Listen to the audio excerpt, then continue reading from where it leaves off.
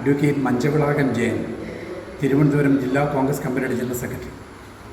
തിരുവനന്തപുരം ജില്ലയിൽ നെയ്യാറ്റിൻകര താലൂക്കിൽ കൊല്ലയിൽ പഞ്ചായത്തിൽ കേരളത്തിൽ ഒരിടത്തും കേട്ടുകേൾവി പോലുമില്ലാതെ, ചരിത്രത്തിലില്ലാതെ കൊല്ലയിൽ കുടുംബാരോഗ്യ കേന്ദ്രം കഴിഞ്ഞ 4 ഞായറാഴ്ചകൾ അടച്ചിട്ടിരിക്കുകയാണ്. അടച്ചിട്ടിരിക്കുന്നു എന്ന് പറഞ്ഞാൽ അവിടെ ഹോസ്പിറ്റൽ അടച്ച് ഗേറ്റിൻ്റെ പുറത്തും ഗേറ്റിനെ പൂട്ടി അതിനകത്ത് ഡോക്ടർ DTP എടുത്ത് ഒട്ടിച്ചേക്കുകയാണ്. DTP ഒട്ടിച്ചിരിക്കുന്നത് ഫാർമസിസ്റ്റ് ഇല്ലാത്തതിനാൽ നാളെ ഞായറാഴ്ച തുറന്ന് പ്രവർത്തിക്കുന്നതല്ല. കേൾവി പോലുമില്ല. ഒരു സർക്കാർ ആശുപത്രി ഗേറ്റിട്ട് പൂട്ടി നാളെ തുറന്ന് പ്രവർത്തിക്കുന്നില്ല എന്ന് പറയാൻ ഇത് ഏത് ഡോക്ടറാണ്?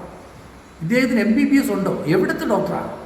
ഞാൻ ഇന്ന് ഹോസ്പിറ്റലിൽ ഡോക്ടറെ കാണാൻ ഒരു പേഷ്യൻറ്റുമായി പോയപ്പോൾ അത് പൂട്ടിയിട്ടൊക്കെയാണ്. എനിക്ക് രോഗിയെ കൊണ്ട് അകത്ത് കയറാൻ കഴിയുന്നില്ല. സർക്കാർ ആശുപത്രി പൂട്ടി താക്കോലും കൊണ്ട് ഡോക്ടർ പോയിരിക്കുകയാണ്. എന്നിട്ട് DTP എടുത്ത് ഒട്ടിച്ചൊക്കെയാണ്. നാളെ തുറന്ന് പ്രവർത്തിക്കുന്നതില്ല, ഫാർമസിസ്റ്റ് ഇല്ല. ഞാൻ ചോദിക്കുന്നത്, ഇന്ന് ഫാർമസിസ്റ്റ് ഇല്ലാത്തതുകൊണ്ട് അടച്ചു, നാളെ കമ്പൗണ്ടറില്ലെങ്കിൽ അടയ്ക്കൂ, മറ്റൊന്ന് നേഴ്സിന് ലീവാണെങ്കിൽ അടയ്ക്കൂ. ഇത് ഏത് ഹോസ്പിറ്റലിൽ, ഇത് എവിടെയാണ് ഈ സംഭവം നടക്കുക? ഞാൻ ഉടൻ തന്നെ ഇതിൻ്റെ പൂർണ്ണമായ പരാതി സംസ്ഥാന ആരോഗ്യ വകുപ്പ് മന്ത്രിക്ക് അയച്ചിട്ടുണ്ട്. ഈ ഡോക്ടർക്കെതിരെ നിയമ നടപടി എടുക്കണം. ഉടൻ തന്നെ ഈ ഹോസ്പിറ്റൽ തുറന്ന് പ്രവർത്തിക്കണം. എല്ലാ ഞായറാഴ്ച തുറന്ന് പ്രവർത്തിക്കണം. ഓരോ ദിവസവും 300-ലധികം OP പേഷ്യൻസ് വരുന്നൊരു ആശുപത്രിയാണ്.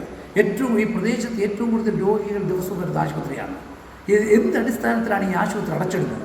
ഒരു സർക്കാർ ആശുപത്രി അടച്ചിടുന്നത് കേരളത്തിൽ പുതുമയായി മാറിയിരിക്കുകയാണ്.